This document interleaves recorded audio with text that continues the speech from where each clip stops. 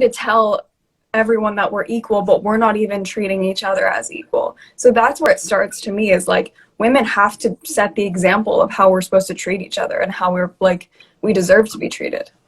Yeah, literally. And like for me, I like just like after that, I like kind of just like woke up and like all my actions now, I'm just like, oh my God, like, okay, I'm gonna make sure like I'm being as positive as possible. And if I Mm-hmm. think anything, I'm like keeping it internally because it's like you don't know what people are going through, like Right. she like mentions like privilege and there's just like all these different aspects, like you just have no idea. So it's just like to be positive or to be more kind is so ideal and necessary, and it's just so dumb to be Mm-hmm. like negative about Yeah, like it just doesn't that. help anything, especially when like there's so many battles to be fought every day. It's like don't contribute to it. I think that's such a good perspective, 100%.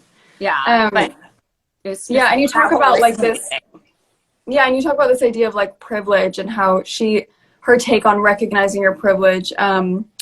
And what does privilege mean to you, and like how do you grapple with it? Because she sort of says, it's not even necessarily about owning up to it or trying to like compensate for it. It's just about like places that it has affected you and that it might affect other people. Yeah, I recognize the fact I have privilege.